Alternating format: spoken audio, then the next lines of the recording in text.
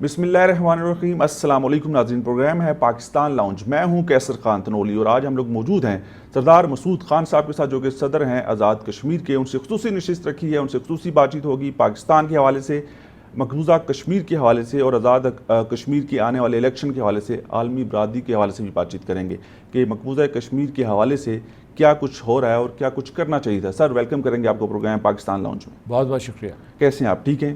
جی بالکل سر، آزاد کشمیر میں الیکشن بھی ہونے جا رہے ہیں، کیا تیاریاں ہیں؟ کیا پچھلے دور میں کیا کچھ ہوا، اس حوالے سے پہلے بتائیے گا، پھر مزید بھی اس کے اوپر بات کریں گے۔ آزاد کشمیر میں انتخابات کی بھرپور تیاریاں ہو رہی ہیں، تمام سیاسی جماعتیں سرگرم ہیں۔ کووڈ-19 کی وجہ سے اس قسم کی کیمپیننگ نہیں ہو رہی جیسے کہ ہونی چاہیے، لیکن یہ ہے کہ الیکشن کمیشن نے جو اپنی تمام تیاری مکمل کر لی ہے، کوئی اکا دکا معاملات ہیں وہ نمٹا لیں گے، اور ہم فخریہ انداز میں کہہ سکتے ہیں کہ آزاد کشمیر کے جتنے لوگ ہیں وہ آزادانہ فضا میں حق رائے دہی کا استعمال کریں گے۔ اس کا میں تقابل کرنا چاہوں گا مقبوضہ کشمیر میں، مقبوضہ جموں کشمیر میں، جہاں لوگ جو ہیں، وہاں کے لوگ جو ہیں 5 اگست 2019 سے محاصرے کی حالت سے گزر رہے ہیں، اور ان سے ان کی جو ایک نام نہاد اسمبلی تھی وہ بھی ختم کر لی گئی، ان کو مطلب اسے ختم کر دیا، ان سے چھین لیا گیا۔ اس کے بعد جو ان کا جھنڈا، ان کا آئین، جو اس کا ریاستی تشخص تھا کہ یہ ایک متنازع علاقہ ہے اور وہ ہندوستان کا ایک حصہ نہیں ہے ایک اعتبار سے، کیونکہ اقوام متحدہ کی قراردادیں اس پہ موجود ہیں، تو وہاں جو ہے لوگ مقید ہیں، کسی قسم کی رائے دہی وہ نہیں استعمال کر سکتے۔ یہ میں آپ کو بتاؤں، محروم ہیں۔ جی، یہ میں آپ کو ایک اور بات بتاؤں کہ وہاں سے باہر سے ایک صاحب ہیں جن کا نام ہے لیفٹیننٹ گورنر منوج سنہا، جو وہاں آ کے حکمرانی کر رہے ہیں، اور جو کشمیری ہیں وہ 14 ملین کشمیری جو ہیں، 1 کروڑ 40 لاکھ جو کشمیری ہیں، ان کے بہاف پہ فیصلے کر رہے ہیں۔ تو یہ وہاں صورت اچھا، یہ جو ہے صرف اتنا ہی نہیں، وہاں لوگوں کو ہر روز مارا جاتا ہے۔ ہمارے جو قائدین ہیں حریت کے، وہ سارے کے سارے جو ہے مقید ہیں، اس میں سے جو پریزن ہاؤسز میں کوئی 174 کے قریب ہیں، 14,000 کے قریب انہوں نے جو پولیٹیکل ایکٹیوسٹ جو ہیں مختلف جیلوں میں یہاں ڈالے ہوئے ہیں، ہندوستان کے مختلف جیلوں میں ڈالے ہوئے ہیں۔ اور سب سے بڑا ظلم جو وہاں ہو رہا ہے وہ باہر سے کو تقریباً 30 سے 40 لاکھ کے قریب لوگ جو ہے ہندو جو ہیں، ہندو مذہب کے ماننے والے، ان کو لا کے وہاں آباد کر دیا ہے، اور یہ غیر قانونی آباد کاری ہے۔ تو اسی طریقے سے کشمیریوں سے ان کی زمین چھینی جا رہی ہے، اور ان سے جو 35A کے تحت جو ان کے حقوق تھے سارے کے سارے، یعنی جائیداد سے متعلق، اس کے علاوہ یہ کہ شہریت سے متعلق، تعلیم سے متعلق، روزگار سے متعلق، وہ سارے کے سارے چھین لیے ہیں۔ تو کہنے کا مطلب ہے کہ ہم ساری دنیا کو یہ دکھا سکیں گے کہ آزاد کشمیر آزاد ہے، اور وہاں ایک جمہوری عمل پنپ رہا ہے، اور دوسری طرف جو ہے جو مقبوضہ علاقہ ہے وہ سارے کا سارا جو ہے وہ دہشت اور بربریت کا شکار ہے، وہ دہشت اور بربریت جس کا ارتکاب ہندوستانی حکمران کر رہے ہیں۔ سر، 2.25 سال ہو گئے، میں نے پہلے بھی یہ بات کی، وہاں پر کرفیو ہے، وہاں پر حالات اچھے نہیں ہیں۔ پاکستان نے بھرپور کردار ادا کیا، ہمارے پرائم منسٹر نے اقوام متحدہ میں بھی جا کے بڑی بھرپور انداز میں کشمیر کی نمائندگی کی، پاکستان حکومت بھی، آزاد حکومت بھی، خود بھی آپ بھی وزٹ کرتے ہیں باہر۔ تو آپ کو کیا لگتا ہے کہ کیا وجوہات ہیں کہ ہم لوگ ابھی اس نتیجے پہ نہیں پہنچ سکے؟ کوئی پریشر انڈیا کے اوپر اتنا بلڈ نہیں ہو سکا عالمی سطح پر؟ دباؤ تو بڑا ہے ہندوستان کے اوپر، لیکن اتنا یا ایسا دباؤ نہیں بڑھا کہ ہندوستان مجبور ہو جائے کہ وہاں جس قسم کی وہ قتل عام کر رہا ہے، یا جس قسم کی جو ہے آبادی میں تبدیلیاں کر رہا ہے، وہ ختم کی جا سکیں، یا اس سلسلے کو ختم کیا جا سکے۔ تو یہاں تو کسی حد تک جو ہے ہم کامیاب نہیں ہوئے، لیکن جو آپ کو بھی یاد ہوگا کہ 5 اگست 2019 کے بعد جو عالمی ذرائع ابلاغ عامہ تھے، یا اس میں ٹیلی ویژن نیٹ ورکس بھی شامل ہیں، اخبارات بھی شامل ہیں، اور بڑی بڑی پارلیمنٹس جو تھیں، انہوں نے آپ کا ساتھ دیا، کشمیریوں کو ساتھ دیا، پاکستان کا ساتھ دیا، اور ہندوستان کو برا بھلا کہا، اس کے اوپر تنقید کی، اس کا چہرہ بے نقاب کیا۔ تو اس حد تک جو ویسٹرن سول سوسائٹی ہے یا جو بین الاقوامی برادری میں جو رائے عامہ ہموار کرتے ہیں، ان لوگوں نے تو آپ کا ساتھ دیا، لیکن جو حکومتیں تھیں وہ آپ کے ساتھ کھڑی نہیں تھیں۔ حکومتیں جو ہے مثال کے طور پر، اور کچھ تھیں مثال کے طور پر جو ترکی ہے، ملیشیا، ایران ہے، بعد میں سعودی عرب بھی کھڑا ہو گیا، اور اسی طریقے سے کچھ مغربی ممالک نے بھی آپ کے حق میں آواز اٹھائی، ان کے جو وزرائے اعظم جو صدور ہیں انہوں نے آواز اٹھائی۔ چین نے ہماری مدد کی تاکہ ہم مسئلہ کشمیر کو دوبارہ ایک مرتبہ سلامتی کونسل میں زندہ کر سکیں، اس زیر بحث آیا۔ لیکن ہمارا اس وقت جو سب سے بڑا مسئلہ ہے وہ یہ ہے کہ جو بڑی بڑی حکومتیں ہیں، بالخصوص مغربی حکومتیں، وہ ہندوستان سے اپنے معاشی، سیاسی اور اسٹریٹجک تعلقات کی وجہ سے کشمیر کے اوپر کسی قسم کا اقدام نہیں کر رہے ہیں، اور اگر کوئی اور جگہ ہوتی تو یقیناً وہ ایسا کرتے۔ تو یہ آپ نے درست حالات کہا کچھ ہے، مختلف ہوتے۔ حالات بالکل شاہ مختلف محمود ہوتے ہیں۔ قریشی صاحب فارن منسٹر ہیں، سینئر پولیٹیشین ہیں، آپ کا اگر ہم لوگ بیوروکریسی کی بات کریں بڑا وسیع ایکسپیرینس ہے، سفارتکاری میں آپ کا بڑا وسیع تجربہ ہے، تو شاہ محمود قریشی صاحب کے ساتھ آپ کی کوئی اس ٹائم کے اندر تقریباً 3.25 سال حکومت کو بنے ہوئے ہوگے، ملاقاتیں ہوئی، کشمیر کے حوالے سے کوئی ڈسکشن ہوئی کہ کیسے ہم نے باہر پوری دنیا کو کشمیر کے مسئلے کے اوپر اکٹھا کرنا ہے؟ آپ سے بہتر، کیونکہ دونوں بڑے سینئر لوگ ہیں، آپ بھی بحیثیت، اگر میں نے جس سے پہلے کہا بیوروکریٹ، سفارتکار، شاہ محمود قریشی صاحب فارن منسٹر ہیں، وہ بہتر چیزوں کو سمجھتے ہیں۔ شاہ محمود صاحب کے ساتھ رابطہ رہتا ہے، وہ بہت تجربہ کار ہیں، اور کشمیر انہوں نے، دفتر خارجہ نے، ان کے جو فارن سیکرٹری ہیں سہیل محمود، انہوں نے کشمیر کو سر فہرست رکھا ہوا اپنی ترجیحات میں، تو اور متحرک بھی رہتے ہیں، کیونکہ ابھی حال ہی میں وہ کئی دورے کر چکے ہیں۔ اس کے بعد یہ ہے کہ نیامی، جو گزشتہ سال نومبر میں نیامی میں اسلامی وزرائے خارجہ کی کانفرنس ہوئی تھی، تو اس میں میں ان کے ساتھ گیا تھا، ہمراہ تھا، یعنی اگرچہ کشمیری ڈیلیگیشن الگ گیا تھا اس میں شرکت کے لیے، تو یہ مشاورت رہتی ہے، گفتگو رہتی ہے، بات چیت رہتی ہے، اور حکمت عملی کے اوپر تبادلہ خیال ہوتا ہے۔ حکومت پاکستان اس لیے بھی، یا ریاست پاکستان اس لیے ہمارے لیے اہم ہے کہ وہ کشمیریوں کا واحد وکیل ہے، جو ساورن وکیل ہے، یعنی باقی جو ہے وہ تو خیر مطلب اپنے سیاسی یکجہتی کا اظہار کرتے ہیں، جیسے مثلا اسلامی تعاون تنظیم، لیکن پاکستان ہمارا وکیل ہے اقوام متحدہ میں، دوسرے فورمز میں، تو اسی لیے جو پاکستان کا وزیر اعظم ہوتا ہے یا پاکستان کے وزیر خارجہ ہیں، ان کی آزاد کشمیر کی قیادت کے ساتھ بہت گہرا انٹریکشن رہتا ہے۔ اب جب سے صدر آزاد کشمیر بنے، مسعود خان صاحب جب صدر بنے، اب سے اس وقت سے لے کے اب تک آپ نے کتنے بیرونی دورے کیے، کن کن اہم شخصیات سے ملاقات کی آپ نے؟ دیکھیے، میں جب آیا تھا تو اس کے بعد میں نے اقوام متحدہ میں کئی مرتبہ گیا ہوں، اسلامی تعاون تنظیم میں، اور وہاں جو ہے مختلف فورمز جو ہیں اس میں خطاب کا موقع ملا ہے، لیکن جو اس کے علاوہ یہ ہے کہ ہم نے پارلیمنٹس میں حاضری دی ہے وہاں، مثال کے طور پر یونائٹڈ کنگڈم کی پارلیمنٹ ہے، اس کے بعد یورپین پارلیمنٹ ہے، پھر جو ہے اس کے جو یو ایس کانگریس سے رابطے کیے ہیں، آسیان میں ہم گئے ہیں، جو گلف سٹیٹس میں ہم گئے ہیں، افریقہ کے ایک ملک میں بھی گئے ہیں، تو ان لوگوں کے ساتھ ہمارے رابطے رہے ہیں۔ دوسرا جو ہے، یعنی یہ میں پارلیمنٹس کی بات کر رہا تھا، پارلیمنٹیرینز کی بات کر رہا تھا، دوسرا ہم نے جو تھنک ٹینکس ہیں، بڑے بڑے تھنک ٹینکس مغربی اور مشرقی، اور پھر جامعات میں جو ہے ہم نے جو ہے کشمیر کے سلسلے میں آگہی بڑھانے کے لیے بڑی کوششیں کی ہیں، اور میں یہ تو نہیں بتا سکتا کتنے دورے کیے ہیں، لیکن ہم مسلسل جاتے رہے ہیں اور ہم نے کوششیں کی ہیں۔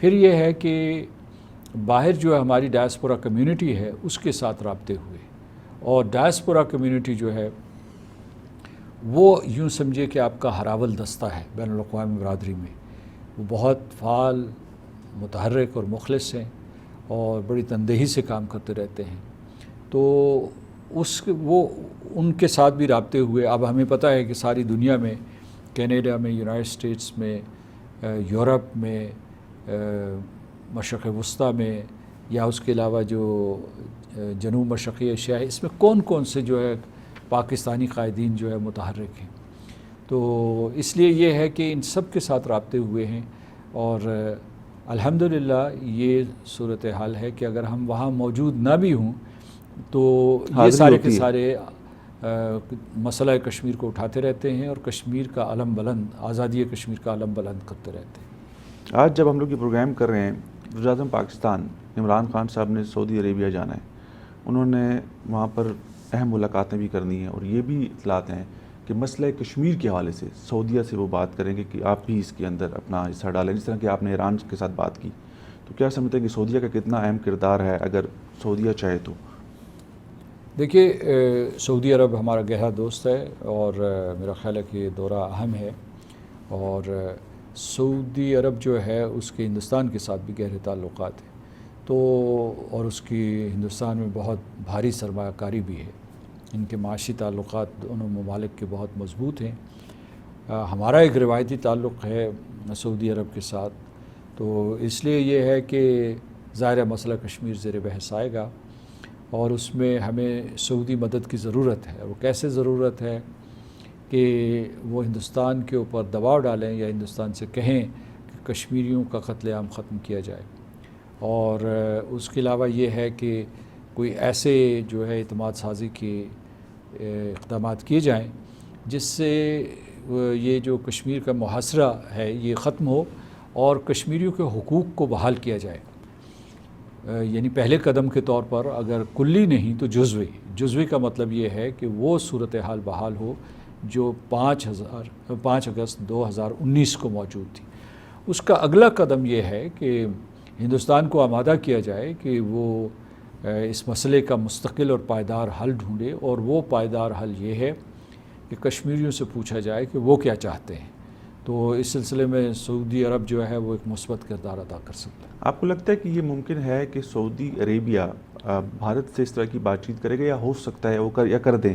کیونکہ آپ نے خود ہی کہا کہ بھارت کے ساتھ سعودی عربیہ کے بڑے اچھے تعلقات ہیں، اور وہاں پر مالی معاملات ہیں، اور اس وقت دنیا ساری جو ہے وہ آپ کو پتہ ہے کہ اپنے انٹرسٹ کے اوپر جا رہی ہے، کس کا کس کو اور کہاں سے کس کو فائدہ ہے۔ تو جب مفادات کی جنگ ہے، جب مفادات کی بات ہے، تو سعودیہ ہمارے لیے اتنا یا کشمیریوں کے لیے اتنی پین لے گا آپ کو لگتا ہے آنے والے دنوں میں؟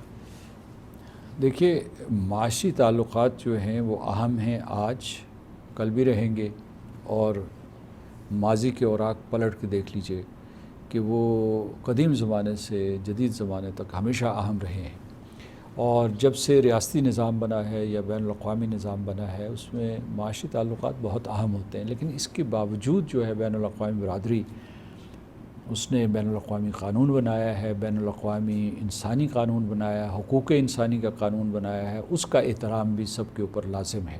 یعنی ہم ایک برادری میں رہ رہے ہیں، تو یہ ہے کہ سعودی عرب اس کا ایک اہم رکن ہے، ہندوستان اس کا ایک رکن ہے، پاکستان اس کا رکن ہے، ہم سب پابند ہیں ان قوانین کی۔ ان میں یہ ہے کہ آپ جنگی جرائم سرزد نہیں کر سکتے، آپ صرف جو ہے کسی علاقے میں اگر کسی ایک مذہب سے تعلق رکھنے والے لوگ جو ان کی اکثریت ہے، مثلا جیسے مقبوضہ کشمیر میں، مقبوضہ جموں کشمیر میں مسلمانوں کی تعداد زیادہ ہے، تو آپ ان کو نشانہ نہیں بنا سکتے، ان کی نسل کشی نہیں کر سکتے، ان کی نسلی تطہیر نہیں کر سکتے، جس کو ایتھنک کلینزنگ کہتے ہیں۔ تو اور اسی لیے جو ہے یا جنگی جرائم کا میں نے پہلے ذکر کیا کہ وہ ان کا ارتکاب نہیں کر سکتے، تو جو سعودی عرب ہے یا دوسرے جو ممالک ہیں، یہی تو سفارتکاری ہے کہ ہم کسی طریقے سے ان کو آمادہ کریں کہ جو آپ کا بڑا دوست ملک ہے یعنی ہندوستان، اس کو آمادہ کریں، اس کی قیادت کو آمادہ کریں کہ کشمیر میں امن و سلامتی کے لیے وہ کوشاں ہوں، یہ نہیں کہ اس کو تباہ کرنے کے لیے اور اس کے لوگوں کو ان کے تمام بنیادی حقوق سے محروم کر کے محکوم بنانے کی جو ان کی پالیسی ہے اسے ترک کریں۔ سر، پچھلے سال سے تقریباً 1 سال سے زیادہ کا عرصہ گزر گیا، کووڈ-19 نے پوری دنیا کے اندر تباہی مچائی ہوئی ہے، شاید یہ مناسب ٹائم بھی نہیں تھا کوئی ایسی بات چیت کا، یا آنے والے دنوں میں ہم لوگ یہ امید کر سکتے ہیں کہ آپ سے میری ابھی تھوڑی دیر پہلے بھی بات ہوئی کہ بات چیت کے ذریعے معاملات کو حل کیا جا سکتا ہے، بات چیت ہی واحد وہ طریقہ کار ہے جس سے بڑے بڑے مسئلوں کو حل کیا جا سکتا ہے۔ پاکستان اور بھارت آپس میں مل کے، کیونکہ پچھلے 2.5-3 سال سے ہم نے دیکھا کہ کوئی ایسے حالات نہیں ہیں، کوئی ایسے معاملات نہیں ہیں، کوئی مذاکرات ہوں، کوئی ٹیبل ٹاک ہو اور چیزوں کو آگے لے کے جانے کی بات ہو، تو لگتا ہے کہ آنے والے دنوں میں پاکستان بھارت کے کوئی تعلقات بحال ہو سکتے ہیں، کوئی یہ بڑا ضروری ہے، یہ کرنا چاہیے؟ کئی طریقے ہیں، یعنی ایک تو کوئی عمل شروع ہوا ہے جس کے ذریعے جو ہے کچھ بنیادی ابتدائی رابطے ہوئے ہیں، اور اس کے ذریعے کوئی جو پہلا جو ہے ایک مثبت پہلو اس کا یہ تھا کہ یہ سیز فائر لائن، جی ہاں، اس کے اوپر معاہدہ ہو گیا، لائن آف کنٹرول کہتے ہیں، اس کے اوپر فائر جو ہے وہ ختم ہوا ہے، فائر بندی ہوئی ہے، تو اس سے بہت سے جانوں کا جو ضیاع ہوتا تھا وہ ختم ہو جائے گا یا ختم ہوا ہے۔ مطلب یہ ہے کہ یہ 2003 کا ایگریمنٹ ہے، اس کی بار بار ہندوستان وائلیشن کرتا تھا، تو ہم چاہتے ہیں کہ اور ہم لوگ امید کرتے ہیں کہ یہ معاہدہ برقرار رہے گا اور یہ خلاف ورزیاں دوبارہ نہیں ہوں گی، حالانکہ اس طرح کے معاہدے تو پہلے بھی ہیں لیکن خلاف ورزیاں ہوتی ہیں۔ جی خلاف ورزیاں ہوتی ہیں، اور اس سے جو ہے جو لائن آف کنٹرول کے قریب جو لوگ رہتے ہیں ان کی جانیں محفوظ ہوتے ہیں، ان کے املاک محفوظ ہوتے ہیں، ان کے مال مویشی جو ہے وہ محفوظ ہوتے ہیں، ان کی چراگاہیں محفوظ ہوتی ہیں، ورنہ یہ ہے کہ وہ خوف کی کیفیت میں زندگی بسر کرتے ہیں۔ لیکن اگر اس سے آگے بڑھنا ہے تو ہندوستان کو جو ہے کوئی ٹھوس سگنل دینے ہوں گے۔ مثال کے طور پر ایک تو یہ کہ وہ کسی طریقے سے جو ہے مقبوضہ جموں و کشمیر کی اس صورتحال کو بحال کرے جو 5 اگست 2019 سے پہلے تھی۔ دوسرا یہ ہے کہ یہ جو حقوق انسانی کی وہاں خلاف ورزیاں ہو رہی ہیں، اور خاص طور سے جو باہر سے لوگوں کو لا کے وہاں آباد کیا جا رہا ہے، یہ تمام بین الاقوامی قوانین کی سنگین خلاف ورزی ہے کہ یہ سلسلہ ختم ہو۔ تو یہ اس تبھی گاڑی آگے چل سکتی ہے۔ سفارتکاری کا مطلب یہ ہے کہ آپ ایک تو اخلاص نیت سے آپ آگے بڑھیں، اور دوسرا یہ ہے کہ اس کے لیے کیسا ماحول پیدا کریں۔ اچھا، میں یہ سمجھتا ہوں کہ بنیادی طور پر مسئلہ کشمیر کے سلسلے میں ذمہ داری تو اقوام متحدہ کی ہے۔ وہ جو ہے وہ خاموش تماشائی کے طور پر کسی قسم کا کردار ادا نہیں کر رہے، مطلب وہ دیکھ رہے ہیں کہ یہاں کشمیر چل رہا ہے، کشمیر میں کیا ظلم ہو رہا ہے، لیکن وہ آگے نہیں بڑھ رہے۔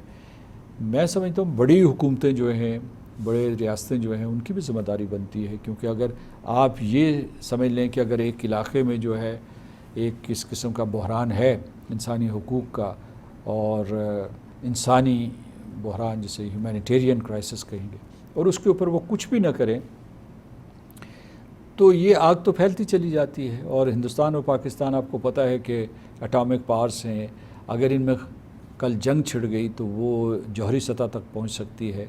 تو اس لیے یہ ہے کہ بین الاقوامی برادری کی ذمہ داری بنتی ہے، بعد میں ہاتھ ملنے سے بہتر ہے کہ ابھی جو ہے سیاسی اور سفارتی اقدامات کیے جائیں۔ اور میرا خیال ہے کہ جو امریکی حکومت اس سلسلے میں کچھ کوششیں کر رہی ہے، چین کی بھی یہ خواہش ہے کہ کسی طریقے سے جو ہے اس علاقے میں امن و سلامتی ہو، لیکن ہمارا جو بنیادی مطالبہ ہے وہ یہ ہے کہ کشمیریوں کے حقوق جو ہیں، جو کشمیریوں کے سیاسی مستقبل ہے، اس سلسلے کو ترجیح دی جائے اور اس کے سلسلے میں کوئی عملی قدم اٹھائے جائے۔ آپ نے بھی کہا کہ امریکہ اس حوالے سے کوششیں کر رہا ہے۔ امریکہ میں حکومت کی تبدیلی کے بعد، جو بائیڈن کے آنے کے بعد، آپ کو لگتا ہے کہ جو بائیڈن پاکستان اور اس بھارت والے معاملے پر، مقبوضہ کشمیر کے اصل میں معاملے پر کوئی سنجیدہ کردار ادا کرنے کے لیے تیار ہیں، یا ان کی کوئی پلانز میں یہ چیز شامل ہے کہ ان ممالک کو ہم نے بہتری کی طرف لے کے جانا ہے؟ آپ کو لگتا ہے کہ ایسا کر پائیں گے، وہ کچھ کریں گے؟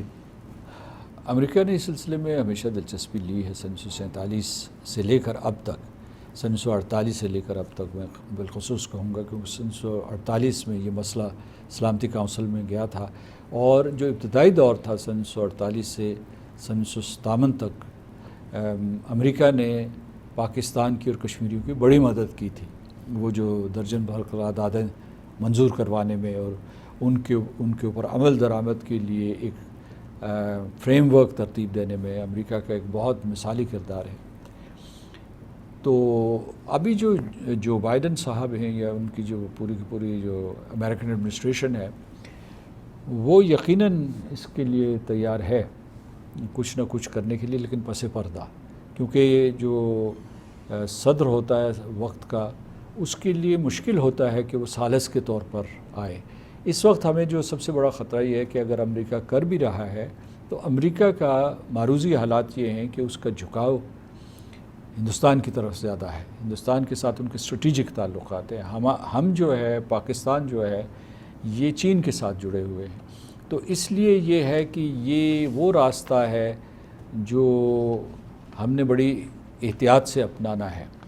یعنی بیسکلی یہ ہے کہ واشنگٹن کو یہ معلوم ہونا چاہیے کہ یہ مسئلہ کشمیریوں کا مسئلہ ہے بنیادی طور پر.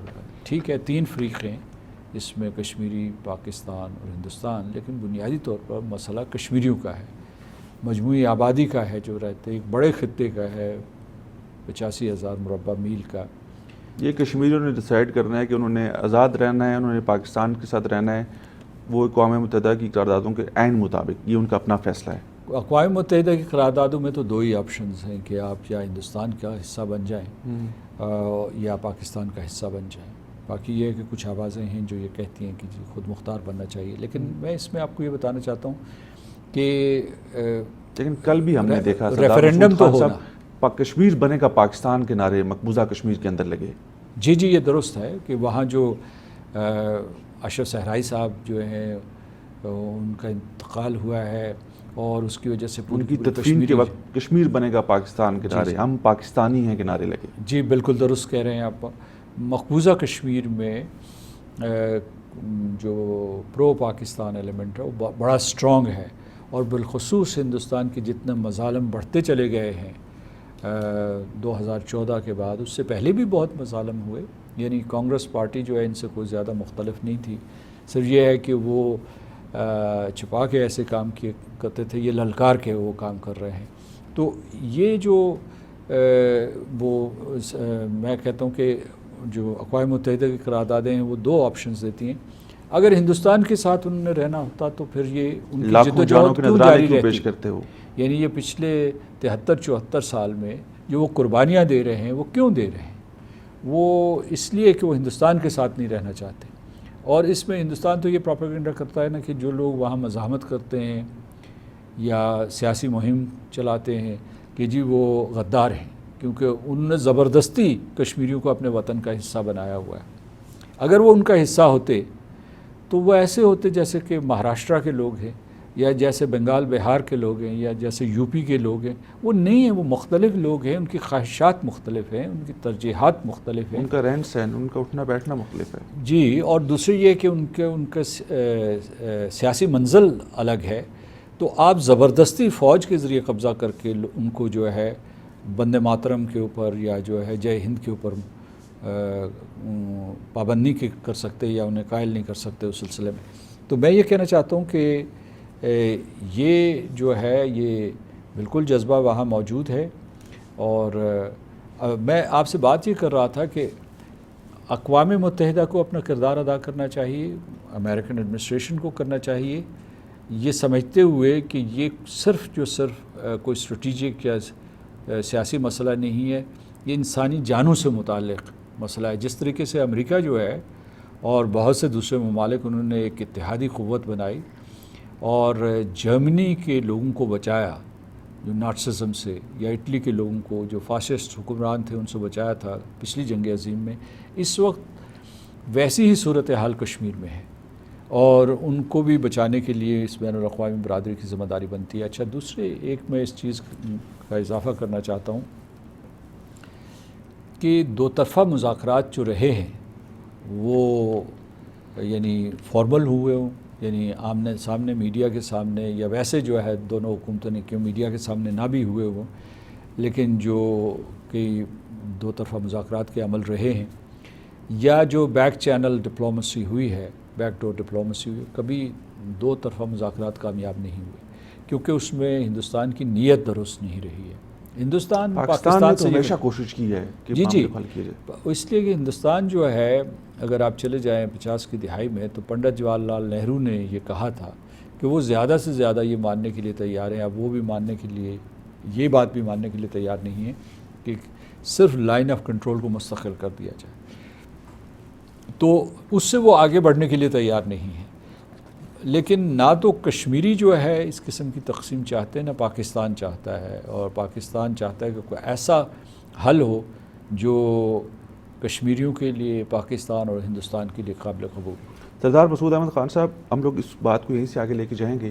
پروگرام میں وقت ہو چاہتا ہے ناظرین، ایک بریک کا. آپ لوگ دیکھ رہے ہیں پاکستان لانتنولی، اور آج ہمارے ساتھ موجود ہیں صدر آزاد کشمیر مسعود خان صاحب. مسعود خان صاحب، ہم لوگ بات کر رہے تھے کہ کشمیر کے معاملات کو کیسے بہتر کیا جائے. پاکستان کی اگر ہم لوگ پرائم منسٹر کی بات کریں عمران خان صاحب کی، وہ بڑے کھل کے بات کرتے ہیں کشمیر کی، کھل کے کہتے ہیں کہ مودی جو ہے اس نے کشمیر کے اوپر ظلم جبر کی جو ہے وہ نئی داستانیں رقم کی ہیں. وہاں پر ظلم اور بربریت ہو رہی ہے، بہت برے حالات ہیں. لیکن یہاں پر پاکستان کے اندر ہماری جو اپوزیشن جماعتیں ہیں وہ پرائم منسٹر کو اور حکومت کو آڑے ہاتھوں لیتی ہیں. وہ کہتے ہیں کہ موجودہ حکومت نے کشمیر کا سودا کر دیا ہے، ادھر ان کا، ادھر پاکستان کا، ادھر بھارت کا، یہ انہوں نے آپس میں معاہدہ کر لیا. کوئی میں نہیں سمجھتا کہ اس قسم کا کوئی معاہدہ ہوا ہے یا معاہدہ ہو سکتا ہے. اور یہ بات آپ صحیح کہہ رہے ہیں کہ یہاں کی جو اپوزیشن جماعتیں ہیں وہ اس کے اوپر اپنی تشویش کا اظہار کرتے ہیں. اور صرف وہ جماعتیں ہی نہیں بلکہ یہ جو عام لوگ ہیں وہ بھی اس سلسلے میں قیاس آرائی کرتے رہتے ہیں کہ خدا نخواستہ کوئی سمجھوتا تو نہیں ہو گیا. میں نے ہمیشہ یہ کہا ہے کہ اس قسم کا سمجھوتا نہیں ہو سکتا، اور اس کی وجہ یہ ہے کہ نہ تو کشمیر کے لوگ ایسا چاہتے ہیں اور نہ پاکستان کے لوگ چاہتے ہیں. تو حکمران جو ہیں وہ اس قسم کا کوئی معاہدہ نہیں کر سکتے. دوسرے، نہ کوئی اس قسم کی کوئی شہادت ملتی ہے کہ ایسا ہوا ہے. اس میں بہترین طریقہ یہ ہے کہ یہ سارے کی ساری سیاسی جماعتیں جو ہے پارلیمنٹ میں موجود ہیں، یہ ان کیمرہ سیشن کر سکتی ہیں اور ایک دوسرے کے ساتھ تبادلہ خیال کر کے کسی نتیجے پر پہنچ سکتی ہیں. کیونکہ عام طور پہ جو ہے ساری دنیا میں، مطلب امریکہ میں یا برطانیہ میں بھی آپ دیکھیں، جہاں جمہوریت بہت پھل پھول رہی ہے اور ان کو ماڈل کے طور پر سمجھا جاتا ہے، وہاں بھی اپوزیشن میں اور حکومت کے درمیان جو ہے، حکومتی پارٹی کے درمیان ہمیشہ ایک خاص قسم کا تناؤ رہتا ہے اور تنقید کا سلسلہ جاری رہتا ہے، شدید اختلافات ہوتے ہیں. تو یہاں بھی ہوں گے، نیچرل جمہوریت ہوگی تو اس قسم کے اختلافات ہوں گے. اور کشمیر سارے پاکستان کے لیے ایک بہت اہم مسئلہ ہے. تو میرا خیال یہ ہے کہ ایک کشمیر کمیٹی موجود ہے جو کل جماعتی کمیٹی ہے، یعنی وہ کمیٹی جو ہے صرف جو ہے حکمران جماعت کی نہیں ہے، اس میں باقی جماعتیں موجود ہیں. یہ سر جوڑ کے بیٹھیں اور دیکھیں، ایک دوسرے کے ساتھ جو ہے حکومت سے پوچھیں کہ کشمیر کے سلسلے میں کیا میرا حل پوچھا جا رہا ہے. تو یہ ہے کہ میں سمجھتا ہوں کہ یہ میڈیا میں اس قسم کی گفتگو جاری رہے گی، لیکن میں اس کے حق میں اس لیے نہیں ہوں کہ اگر آپ یہ گفتگو جاری رکھیں گے تو یہ ہندوستان اس سے بہت خوش ہو رہا ہوتا کہ جناب اس کا فائدہ براہ راست بھارت کو ہوگا، اس کا براہ راست بھارت کو ہوگا. اور حکومت کو بھی جو ہے اگر کوئی غلط فہمیاں پیدا ہو رہی ہیں تو ان کو دور کرنا چاہیے اور اپنے موقف کا دفاع کرنا چاہیے، وضاحت پیش کرنی چاہیے. چیئرمین کشمیر کمیٹی شہریار خان افریدی صاحب ہیں. کشمیر کمیٹی کا کردار کے حوالے سے بتائیے گا، ماضی میں کیا رہا، اب کیا ہے، کیا کر رہی ہے؟ میرا خیال ہے کہ جو موجودہ چیئرمین وہ کوششیں کر رہے ہیں، وہ اس کے کمیٹی کو زیادہ فعال بنانے کے سلسلے میں انہوں نے کوششیں کی ہیں، اور ماضی میں بھی کمیٹی نے کوششیں کی ہیں. میں سب لوگوں کو یہ بتاتا ہوں کہ یہ جو کمیٹی ہے اس کے پاس بہت محدود اختیارات ہیں. یہ پارلیمنٹ کی ایک کمیٹی ہے. مسئلہ کشمیر کے سلسلے میں پوری پارلیمنٹ کی ذمہ داری ہے، اور اس کے بعد پوری حکومت کی ذمہ داری ہے، اور پھر پوری جو ہے ریاست کی ذمہ داری ہے. یہ صرف جو ہے ایک کمیٹی تک محدود نہیں کی جا سکتی. کمیٹی کے پاس کیا اختیارات ہیں؟ یا تو ان کے پاس کوئی ایسے اختیارات ہوں کہ جس کے ذریعے جو ہے مسئلہ کشمیر کو وہ حل کر سکیں، وہ اس کے لیے ایڈوکیسی کر سکتے ہیں، یا غور و خوض کے بعد وہ جو ہے کچھ تجاویز، کچھ سفارشات دے سکتے ہیں. تو ان سفارشات کی روشنی میں آگے جو ہے کسی کوئی لائحہ عمل سامنے آ سکتا ہے. جو بھی حکومت پاکستان کے اندر، جو بھی جماعت حکومت بناتی ہے، برش اقتدار آتی ہے، وہ کشمیر کی بات ضرور کرتی ہے، چاہے مسلم لیگ نون، چاہے پاکستان پیپلز پارٹی. کیونکہ یہ جس طرح سے کشمیری کہتے ہیں کہ پاکستان کشمیریوں کا وکیل ہے، تو پاکستان نے یہ بات ثابت کی، پاکستان نے ہر فورم پر جا کر کشمیر کی بات کی. لیکن اپوزیشن، اگر جو جماعت اپوزیشن میں چلی گئی، جس کی حکومت نہیں ہے، پھر وہ کشمیر کے معاملے کو اتنا سیریس نہیں لیتی، پھر اس کے اوپر اس طرح سے بات نہیں کرتی. اور وہ جیسے ابھی آپ نے کہا کہ اس کا فائدہ پھر بہت سی چیزوں میں بھارت کو ہوتا ہے. جب اختلافات آتے ہیں, جب ایک دوسرے کے اوپر تنقید کی جاتی ہے تو بھارت اس سے فائدہ اٹھاتا ہے. جس طرح سے ابھی ہم لوگ اگر بات کریں مقبوضہ کشمیر کے اندر جو حالات ہیں اس کو بھی فائدہ بھارت کو جا رہا ہے کیونکہ چیزیں بہتر نہیں ہو سکی. میں نے جیسا کہ پہلے آپ کو بتایا کہ اس قسم کا جمہوری پیرا رہتا ہے حکومت کے اوپر, یعنی اپوزیشن کی طرف سے رہتا ہے, اور یہ کوئی اچنبھے کی بات نہیں ہے. تو پاکستان میں بھی ایسا ہو رہا ہے, اور اس سلسلے میں جو ہے میں نے پہلے ہی کہہ دیا کہ ان کے درمیان مشاورت ہونی چاہیے اور ان کو ایک مشترکہ پلیٹ فارم استعمال کرنا چاہیے. یہ میں بارہا کہہ رہا ہوں کہ جو کشمیر کا مسئلہ ہے, ایک تو ہے فورمز کا مسئلہ, یونائٹڈ نیشن سیکیورٹی کاؤنسل ہے, جنرل اسمبلی ہے, ہیومن رائٹس کاؤنسل ہے, یا آپ واشنگٹن چلے گئے وہاں حکومتوں سے ملے, یا آپ لندن چلے گئے یا برسلز چلے گئے وہاں یورپین یونین سے ملے, یا باقی اقوام جو ہے آپ بیجنگ چلے گئے, روس چلے گئے, روس میں ماسکو میں گئے, یا جاپان میں گئے, یا آسیان کنٹریز میں گئے. تو یہ ہوئی ڈپلومیسی, یہ ہوئی جو فارمل ڈپلومیسی. لیکن دوسری جو ہے میں سمجھتا ہوں کہ سیاسی جماعتیں جو ہیں وہ ایک APC منعقد کریں پاکستان میں, اپنا ایک پلیٹ فارم بنائیں اور پارلیمنٹیرینز منتخب کریں اور انہیں دنیا کی مختلف پارلیمنٹس میں بھیجیں, اور جو وہ ان کے سیاسی جماعتوں کے کنونشنز ہوتے ہیں ان میں بھیجیں, وہاں اس قسم کی قراردادیں پیش کروائیں.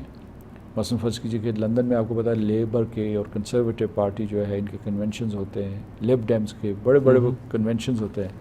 تو ان میں جو ہے اگر اس قسم کی قراردادیں وہاں ڈالی جائیں, پھر جو ہے اسی طریقے سے جو یورپ کی سیاسی جماعتیں ان سے رابطہ کیا جائے, امریکہ کی جو ڈیموکریٹک پارٹی ہے اور ریپبلکن پارٹی ہے ان سے رابطے کیے جائیں. تو جو سیاسی قیادت کا آنا بہت ضروری ہے, اور مشترکہ سیاسی قیادت بہت اہم ہے. مشترکہ سیاسی قیادت سے مراد یہ ہے کہ صرف ایک جماعت کی یہ ذمہ داری نہیں بن جاتی حکمران جماعت کی, یہ تمام جماعتوں کی, وہ چھوٹی ہوں بڑی ہوں, as long as they are in the parliament, ان کو جو اپنا کردار ادا کرنا چاہیے. ٹھیک ہو گیا. آپ کو لگتا ہے کہ میں نے بات اب سے پہلے بھی کی تھی کہ شاہ محمود قریشی صاحب سینئر پولیٹیشین ہیں, فارن منسٹر ہیں, سفارتکاری ہماری ٹھیک سمت میں چل رہی ہے یا ہمیں کچھ تبدیلیاں کرنی ہوں گی, یا چیزوں کو مزید امپروو کرنے کے حوالے سے, یا سفارتکار تبدیل کر کے ہم لوگ کچھ بہتری لا سکتے ہیں؟ میں یہ کہوں گا کہ جو دفتر خارجہ کی کارکردگی قابل تحسین ہے, اور مجھے یہ پتہ ہے کہ دفتر خارجہ کے لوگ جو ہے سفارتکار ہوں یا سفیر ہوں وہ شب و روز محنت کرتے رہتے ہیں کشمیر کے سلسلے میں اور پاکستان کے دفاع کے سلسلے میں تمام ایوانوں میں. تو لیکن ساتھ ساتھ یہ ہے کہ یہ پورے کا وہ ریاست جو پورے کا پورا بوجھ جو ہے وہ دفتر خارجہ پہ نہ ڈالے یا سفارت خانوں پہ نہ ڈالے.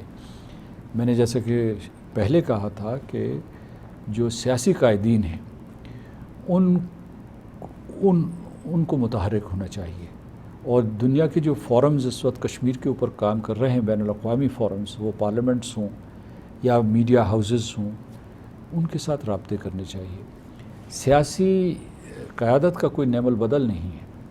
میں آپ کو بتاتا ہوں کہ کیا جو پاکستان تھا وہ سفارتکاروں نے بنایا تھا, پاکستان سیاسی قیادت نے بنایا تھا, قائد اعظم محمد علی جناح اور ان کے رفقا نے بنایا تھا. یاد رکھیے گا کہ جب آپ کا کاز بڑا ہو جائے جیسے یہ مسئلہ کشمیر ہے تو اس میں قیادت جو ہے اور تنابیں جو ہیں وہ سیاسی قائدین کو سنبھالنی ہوتی ہیں. اور میں اسے میں ایک خلا محسوس کرتا ہوں کہ یعنی یہ کہ وہ جو دفتر خارجہ سے ایسی توقعات وابستہ کر لی جاتی ہیں جو پورا نہیں کر سکتا, وہ کام کر رہے ہیں.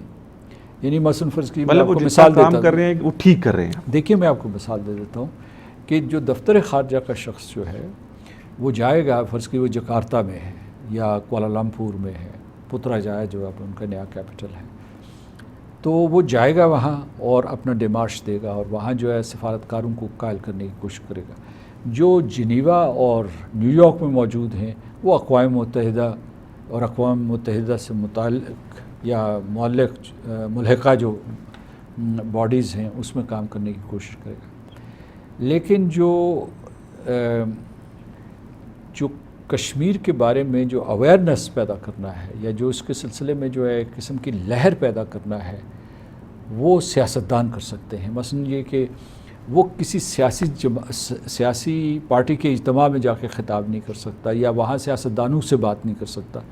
یہاں سے اگر آپ کے اسپیکر چلے جائیں, چیئرمین سینٹ چلے جائیں, کوئی پارلیمنٹری کمیٹیز کے چیئرمین چلے جائیں, مثال کے طور پر جو کشمیر پارلیمنٹری کمیٹی ہے, یا کسی سیاسی جماعت کے سربراہ ہیں وہ چلے جائیں, اور جو یورپ کی پارٹیاں ہیں ان کے ساتھ رابطے کریں, ان کے کنونشنز میں, اور ویسے ان کو خطوط لکھیں, ان کے ساتھ رابطے کریں ٹیلی فون کے ذریعے, انٹرنیٹ کے ذریعے, تو وہ توجہ دیں گے.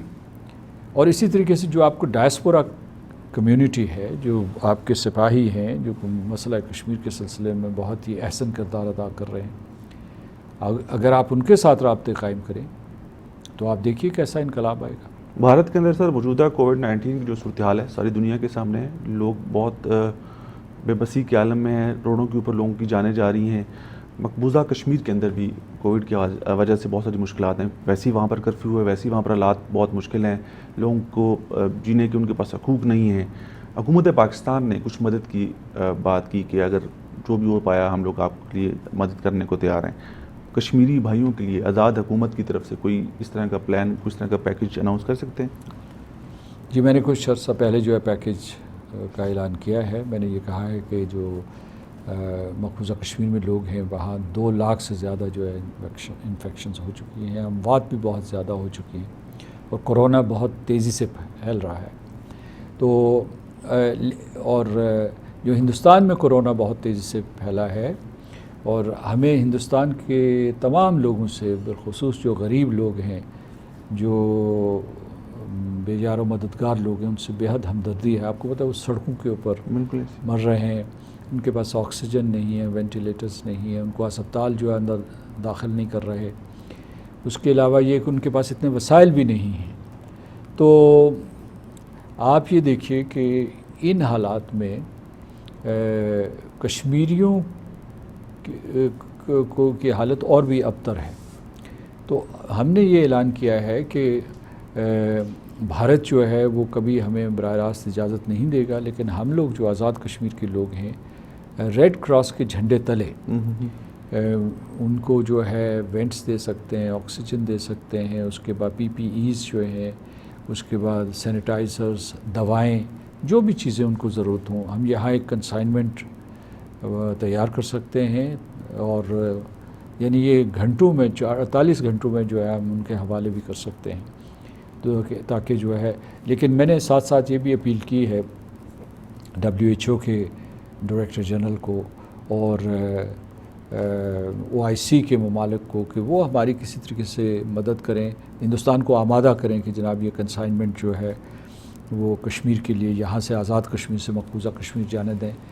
دوسرے یہ ہو سکتا ہے کہ جو بڑی بڑی دنیا کی لیبس ہیں یا جو بڑی بڑی ہیومینیٹیرین آرگنائزیشنز ہیں, چین میں ہوں یا امریکہ میں ہوں, وہ کچھ ایسا ایڈ پیکج دیں, یعنی میڈیکل ایڈ پیکج دیں کشمیریوں کے لیے جو صرف کشمیر سے مخصوص ہو. اس وجہ سے یہ نہیں کہ ہندوستان کے لوگوں کو نہ دی جائے, لیکن ایک جو ہے یہ ایک ریاست جو ہے یہ ایک قسم کے فوجی محاصرے میں ہے. اور جیسا کہ میں نے آپ کو بتایا کہ بہت سے لوگ جو ہے جیلوں میں ٹھونسے گئے ہیں, ان کی بھی حالت بہت خراب ہو رہی ہے. تو اس لیے ایسی کوئی بین الاقوامی سطح پہ ہم اس کی کوشش کرنے کے لیے تیار ہیں. آپ لوگ تیار ہیں؟ آپ کو کوئی پرابلم نہیں ہے؟ نہیں, کوئی مسئلہ نہیں ہے. یعنی ہم اپنی ضروریات پوری کرنے کے باوجود جو ہے مقبوضہ کشمیر کے لوگوں کی مدد کر سکتے ہیں. آزاد کشمیر کے اندر سر کووڈ کی حالت سے بتائیے گا, کیا انتظامات ہیں, کیا حکومت کر رہی ہے؟ کوئی کرفیو, لاک ڈاؤن ابھی, کیونکہ آپ کو پتہ ہے کہ چھٹیاں ہو رہی ہیں, عید پہ مکمل لاک ڈاؤن کی بات کی جا رہی ہے. آزاد کشمیر کے اندر کیا حالات ہیں کووڈ کے؟ شروع میں تو ہم بہت کامیاب تھے. گزشتہ برس جو ہے جو ابتدا آزاد کشمیر کی مثال دی جاتی تھی, جی نہ صرف پاکستان میں مثال دی گئی بلکہ بین الاقوامی اخباروں نے بھی بتایا کہ یہ آزاد کشمیر ایک ایسا پورا پاکستان میں خطہ ہے جس نے بہت اچھے طریقے سے کووڈ-19 کا مقابلہ کیا, اور بہت عرصے تک اکا دکا کوئی اموات ہوئی اور انفیکشنز بھی زیادہ نہیں تھی. پازیٹیوٹی ریٹ بہت ہی کم تھا. لیکن اس کے بعد جو ہے وہ پھر ہم نے جو اس سے اور جڑے ہوئے مسائل ہوتے ہیں, لوگوں کو راشن پہنچانا, لوگوں کو دوا دینا, لوگوں کو اور جو چیزیں ہیں وہ ساری کی ساری بھی ہم نے بڑے اچھے طریقے سے سلیقے سے سارے کا سارا کام کیا. اور پھر جو ہے مرکز نے ہمارے ساتھ تعاون کیا, جو NCOC ہے یہاں کا ادارہ, جو اس کے بعد NIH ہے, NDMA ہے, ان لوگوں نے ہمارا ہاتھ بٹایا اور ہمیں کسی چیز کی کمی نہیں ہوئی. یعنی مطلب یہ ہے کہ ٹیسٹ کے سلسلے میں, اس کے بعد جو ہے یہ جو وینٹس ہیں, وینٹیلیٹرز ہیں, اور جو بھی آکسیجن جو کچھ بھی, تو اس کے بارے میں ہمیں کبھی کوئی مسئلہ نہیں رہا. ہمارا اور حکومت پاکستان کا بڑا قریبی تعاون رہا ہے. جب دوسری اور تیسری لہر آئے تو کچھ لوگ بھی غافل ہو چکے تھے, کچھ ہم نے بھی اس قسم کے میجرز نہیں کیے, مثلا اتنا اسٹرکٹ لاک ڈاؤن نہیں کیا, تو اس وجہ سے جو ہے اموات بڑھ گئی ہیں. ابھی جو ہے میرا خیال ہے کہ 484 سے زیادہ تجاوز کر گئی ہیں اموات, اور جو انفیکشنز ہیں وہ تقریباً 18,000 سے زیادہ ہیں. ابھی پچھلے دنوں جو ہے کرونا نے بڑی پورے ایجے کی بات کریں ابھی پورے تو کرونا نے بڑی مار دھاڑ کی ہے پچھلے دنوں, جو ہے نا بہت قیمتی جانیں ضائع ہوئی ہیں. اور اس میں ہیلتھ پروفیشنلز ہیں, اس کے علاوہ ہیلتھ پروفیشنلز کے علاوہ عام لوگ ہیں. زیادہ تعداد تو بڑی عمر کے لوگوں کی ہے, لیکن جو ہے نوجوان بھی نہیں بچے ہیں. بعض نوجوان بھی جو ہے کرونا وائرس کی زد میں آئے ہیں. تو اس لیے یہ کہ ہمارا یہ ملا جلا ریکارڈ ہے, پہلا بہت ہی اچھا ریکارڈ, اور ابھی جو ہے کوئی چیلنج ہمارے لیے بڑھ گیا تھا. آپ یہ کہہ رہے ہیں کہ آزاد کشمیر حکومت جو ہے وہ حالات سخت ہونے کے باوجود اپنی تیاری رکھے ہوئے ہے, اپنی تیاری ان کے پاس مکمل ہے. تو اگر حالات کنٹرول سے باہر ہوتے ہیں, کوئی کیسز میں اضافہ ہوتا ہے, کچھ سیریس لوگ ہو جاتے ہیں, تو آزاد کشمیر حکومت کے پاس فنڈس بھی موجود ہیں, ہاسپٹلس کے اندر تمام تر جو ریکوائرڈ چیزیں ہیں وہ موجود ہیں, اسٹاف بھی موجود ہے. جی مطلب کچھ کمی تو ہوگی, لیکن یہ کہ ہم تیار ہیں اور ہم اس صورتحال کو بگڑنے نہیں دیں گے. ہمارے پاس یہ بھی آپشن ہے کہ اگر یہ خطرہ ہوا ایسا کہ صورتحال بگڑ رہی ہے تو ہم مکمل لاک ڈاؤن کر دیں گے. مکمل لاک ڈاؤن کر لیں گے, یہ بھی ہو سکتا ہے. جی آپشن موجود ہے. ابھی فوراً سے ایسا کوئی پلان نہیں ہے؟ نہیں, کوئی عید کے دنوں میں ہے, لیکن these are smart lockdowns. ایک ابھی ہم اسمارٹ لاک ڈاؤنس کر رہے ہیں, لیکن یہ ہے کہ وہ آپشن ہمارے پاس موجود ہے. میرا یہ خیال ہے کہ یہ جب موسم ذرا گرم ہوتا ہے تو کچھ اس کا زور ٹوٹے گا, اس وائرس کا. تجربہ یہی بتاتا ہے. تو اس لیے یہ ہے کہ ہم لوگ پورے اعتماد ہیں کہ ہم اس آفت سے مقابلہ کر لیں گے. لیکن ساتھ ساتھ یہ ہے کہ پورے کے پورے لوگوں کو, جو تاجر حضرات ہیں, اس کے علاوہ جو عام شہری ہیں, ان کا تعاون بہت ضروری ہے. سر, آزاد کشمیر کی تعمیر و ترقی کی بات کرتے ہیں ہم لوگ, جہاں پر خوبصورتیوں کا ذکر کرتے ہیں, پاکستان کے ناردرن ایریاز ہوں, آزاد کشمیر, نیلم, مظفر آباد, باغ, کوئی بھی جیسے کہ اٹھا کے دیکھ لیں گے وہ اپنی مثال آپ ہے, قدرتی حسن سے مالا مال ہے.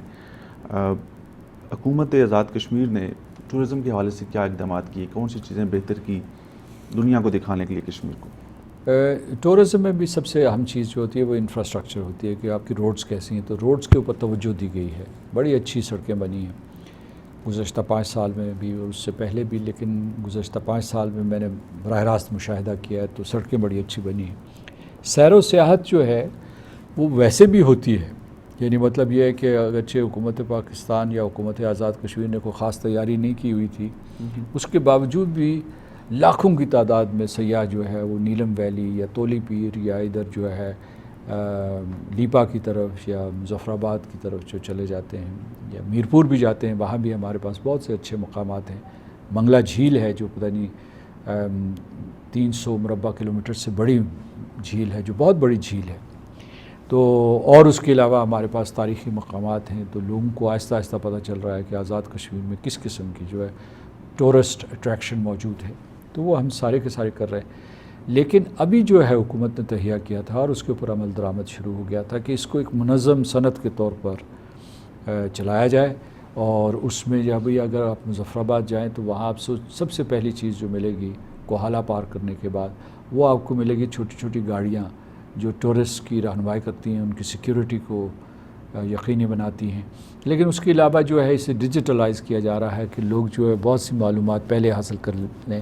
پھر جو ہے مسئلہ ہے مکانیت کا, اکاموڈیشن کا, کہ کس طریقے سے ہم لوگوں کے لیے ہوٹلز، موٹیلز، لاگ ہٹس یا کوئی اس قسم کی جگہ بنائیں جس میں وہاں وہ راتیں گزار سکیں۔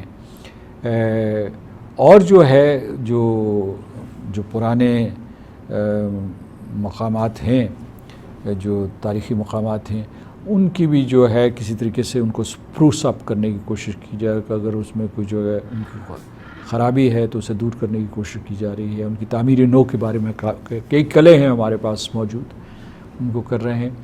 تو لیکن کووڈ-19 میں اس وقت جو ہے ہم سیر و سیاحت کو فروغ نہیں دے سکتے، بلکہ یہ ہے کہ گزشتہ برس تو ہم نے بڑی اس کی حوصلہ شکنی کی تھی۔ اس سال جو ہے لوگوں نے شوق سے جانا شروع کر دیا تھا، لیکن ہم چاہتے ہیں کہ اس سے جو SOPs ہیں وہ ان کی خلاف ورزی نہ ہو۔ اور لیکن جب یہ جو آفت ہے یہ ٹل جائے گی تو آپ دیکھیے گا کہ کس طریقے سے آزاد کشمیر، گلگت بلتستان اور پاکستان کے جو شمالی علاقہ جات ہیں دوسرے بھی، اس میں کتنی ٹورسٹ ٹریفک ہوتی ہے۔ آپ کو سر کو کرکٹ سے دلچسپی ہے؟ خود کرکٹ دیکھتے ہیں؟ کبھی بچپن میں کرکٹ کھیلی ہے آپ نے؟ جی نہیں، میں نہیں کھیلی اور کم ہی، کیونکہ میں نے کرکٹ کی بات اس لیے کی کہ پاکستان سپر لیگ ہو رہی ہے، پوری دنیا کے اندر لیگز ہوتی ہیں، تو اسی طرح کشمیر پریمیئر لیگ کا بھی آغاز ہونے جا رہا ہے۔ کشمیر کے لوگوں کے لیے کشمیر میں ایک بڑی کرکٹ لیگ کا جو ہے آغاز ہونے جا رہا ہے، اس حوالے سے کیا کہیں گے؟ دیکھیے، میں نے آپ کے سوال کا جواب دیا وہ یہ کہ آپ نے مجھ سے بڑا سیدھا سوال پوچھ لیا کہ میں کرکٹ میں دلچسپی ہے یا نہیں ہے، یا میں نے کھیلی ہے۔ تو میں نے واقعی کسی قسم کے اس سلسلے میں جو ہے وزیرداری میں بھی غلط بات نہیں کرنا چاہتا تھا، تو میں نے کرکٹ نہیں کھیلی۔ اور لیکن یہ ہے کہ کون پاکستانی ہے جو کرکٹ کے بارے میں نہ جانتا ہو یا کرکٹ سے اسے دلچسپی نہ ہو، اس لیے کہ اصل میں جب کرکٹ میچز ہوتے ہیں تو وہ آپ کے قومی وقار کا مسئلہ بن جاتا ہے، یعنی صرف وہ ایک کھیل نہیں ہے، وہ ایک جو آپ کا نیشنل پرائیڈ ہے اس کا حصہ بن جاتا ہے۔ تو اس اعتبار سے میری دلچسپی ہے، اور ہم نے جو ہے کشمیر میں بھی ایک پریمیئر لیگ بنائی ہے، اور اس میں جو ہے پچھلے دنوں سے لانچ کر دیا تھا، یہیں اسلام آباد میں لانچ کیا تھا۔ وہاں جو ہے اسٹیڈیم مظفر آباد کا جو ہے اس کی تیاری ہو رہی ہے، باقی جگہوں کے اوپر بھی اسٹیڈیمز موجود ہیں، لیکن بالخصوص اس وقت ہم توجہ دے رہے ہیں مظفر آباد اسٹیڈیم کا۔ میرپور میں بھی بڑا اچھا اسٹیڈیم، میرپور کا اسٹیڈیم جو ہے ہمارا باغ میں راولہ کوٹ میں ہے، اور دوسری جگہوں پہ بھی بنائے جا رہے ہیں۔ آپ اگر اوپر سے جہاز سے یا ہیلی کاپٹر سے دیکھیں تو مظفر آباد کا جو اسٹیڈیم ہے وہ خوبصورت ترین اسٹیڈیم ہے، اس کے ارد گرد جو ہے اتنا خوبصورت منظر ہے، اور پھر اس کے درمیان میں جو ہے ایک خوشنما پلیٹ کی شکل میں ایک اسٹیڈیم ہے، تو بہت ہی خوبصورت لگتا ہے۔ تو ہم چاہتے ہیں کہ کرکٹرز باہر سے آئیں، وہاں کھیلیں۔ ہم یہ چاہتے ہیں کہ یہ میچز کچھ اس قسم کے ہوں کہ پاکستان بھر سے کھلاڑی وہاں آئیں، جو ہمارا لوکل ٹیلنٹ ہے وہ وہاں کھیلے، اور اس کے بعد جو ہے ہمارے کھلاڑی جو ہیں آزاد کشمیر کے ہونہار کھلاڑی نہ صرف پاکستان میں کھیلیں بلکہ دنیا بھر میں جا کے کھیلیں۔ سر، آزاد کشمیر کے اندر مقامی کھلاڑی، پاکستان کے کھلاڑی، پوری دنیا سے سٹارز جب آ کے کھیلیں گے، پرفارم کریں گے، تو ہمارے پڑوسی ملک بھارت کو کیا میسج ہے کہ یہ ہے آزاد کشمیر، یہ ہے پاکستان، یہ ہے کشمیری؟ مقبوضہ کشمیر کے لوگوں کو ان کے حقوق دلوانے کے حوالے سے، ان کی آواز کو اوپر کرنے کے لیے، سامنے لانے کے لیے کیا میسج دیں گے، کیا کہیں گے؟ یہی کہ کھیلو آزادی سے، یہی میسج دیں گے۔ اور دوسرا یہ کہ یعنی یہ کہ ہم یہ بھارت کو نیچا نہیں دکھانا چاہتے، دکھانا چاہتے ہیں کہ ہم لوگ کیا کر رہے ہیں۔ بالکل صحیح کہہ رہے ہیں کہ ہم ان کو یہ پیغام دینا چاہتے ہیں کہ ہمیں اس قسم کے کاموں میں تعاون کرنا چاہیے۔ ہمارے جو اس باقی حصہ ہے ریاست کا، اس کو آزاد کرو، اس کو بھی آزاد فضا میں سانس لینے کا موقع دو، تو یہ ہم بھارت کو پیغام ہوگا۔ اور اس کے بعد یہ کہ یوں سمجھیے کہ ہم اس پار ہیں اور جموں کشمیر کے مقبوضہ علاقے کے لوگ اس پار ہیں، وہ یوں سمجھیے کہ بہت بڑا پرزن ہاؤس ہے اور جیل ہے، جس میں ہمیں صرف سلاخیں نظر آ رہی ہیں اور وہ لوگ وہاں مقید ہیں، یعنی اسے آپ جو ہے پنجرے سے تشبیہ نہیں دے سکتے۔ وہ دنیا کا سب سے بڑا جیل جو ہے اس وقت مقبوضہ کشمیر میں ہے، جہاں ہر شہری قیدی ہے، ہر بچہ قیدی ہے، پیدا ہوتے ہی وہ قیدی بن جاتا ہے، وہ پیدا ہوتے ہی جیل میں چلا جاتا ہے۔